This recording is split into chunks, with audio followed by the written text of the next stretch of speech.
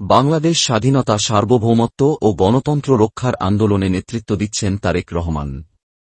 বিস্তারিত থাকছে বকুল হোসেনের এর প্রতিবেদনে। ধামরাই সোয়াপুর ইউনিয়ন বিএনপি যুবদল, ছাত্রদল ও অঙ্গ সংগঠন কর্তৃক আয়োজিত বাংলাদেশ স্বাধীনতা, সার্বভৌমত্ব ও গণতন্ত্র রক্ষার আন্দোলনে নেতৃত্ব দিচ্ছেন তারেক রহমান এর নির্দেশনায় এক বিশাল জনসভা অনুষ্ঠিত হয়। অধ্যক্ষ এম এ জলিল তিনি বলেন, ছাত্র জনতা ও আমাদের মুরব্বীদেরকে, এখানে আমাদের সনাতন ধর্মীয়দের সবাইকে বলবো, আপনারা সবাই ঐক্যবদ্ধ থাকবেন। আমরা ধর্ম নিয়ে বাড়াবাড়ি করব না। প্রধান অতিথি ইয়াসিন ফেরদৌস মুরাদ বলেন, এই দেশ স্বাধীন করেছে সকল পেশার মানুষ।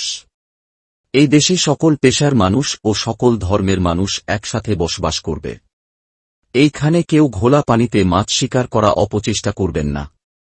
সভাপতি ওবায়দুল্লাহ খান বলেন, আমি শুধু একটি কথাই বলবো, আমরা ইয়াসিন ফেরদৌস মুরাদের এর কাছে কেন আসি, তাই আপনার সকলেই ঐক্যবদ্ধ থাকবেন এবং ইয়াসিন ফেরদৌস মুরাদকে আগামী ধামরাই এমপি বানাবেন।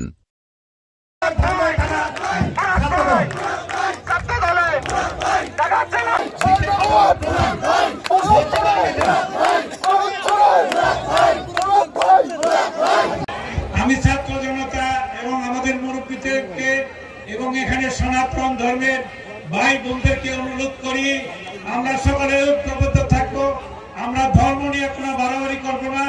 আমাদের ধর্মে নিজেই বলছে যে অন্যের ধর্মকে তুমি সম্মান জানাবা। কাজে আমি আমার বক্তব্য আর রাখবো না। আপনাদের কাছে শেষবারের মতো আমার ছোট ভাই, আমার ছাত্র ইয়াসিন ফেরদৌস মুরাদকে আপনারা আপনাদের মূল্যবান ভোট দিয়ে এমপি নির্বাচন করবেন ইনশাআল্লাহ। নেতৃত্বের প্রতি আপনারা শ্রদ্ধাশীল। যারা আজকের এই সমাবেশে উপস্থিত হয়েছেন তারা আমাদের প্রিয় নেতা, বিএনপির সম্মানিত ভারপ্রাপ্ত চেয়ারম্যান, যিনি বাংলাদেশের স্বাধীনতা, সার্বভৌমত্ব, গণতন্ত্র রক্ষার আন্দোলনের নেতৃত্ব দিয়ে দ্বিতীয়বার বাংলাদেশ অনুষ্ঠিত হয়। সেটা কি, যখনই বাংলাদেশ আমূলিক পতিত স্বৈরাচার শেখ হাসিনা ক্ষমতায় না থাকে, তখনই একটি ধর্মকে কেন্দ্র করে, একটি গোষ্ঠীকে কেন্দ্র করে বাংলাদেশকে অস্থিতিশীল পরিস্থিতি সৃষ্টি করার জন্য তারা সব সময় লিপ্ত থাকে। তাদেরকে আমি বলবো, এই দেশ স্বাধীনতার সুফল ভোগ করবে। এই দেশের ৩০ লক্ষ মা বোনের ইজ্জতের বিনিময়ে এই দেশ স্বাধীন হয়েছে। কোন ভয় দক্ষিণায় এই দেশ স্বাধীন হয় নাই। এই দেশে যুদ্ধ করে স্বাধীনতার সুফল বাংলাদেশের সকল শ্রেণী পেশার সমস্ত ধর্মের মানুষ এইখানে সফলভাবে, সুন্দরভাবে তারা বসবাস করবে। এইখানে কোন ঘোলা পানিতে মাছ শিকার করার কোন অপচেষ্টায় লিপ্ত থাকবেন না। এখানে আমি শুধু একটা কথাই বলবো, আমরা ইয়াসিন ফেরদৌস মুরাদের সামনে কেন আছি, কেন তার সঙ্গে থাকবো, কেন আছি?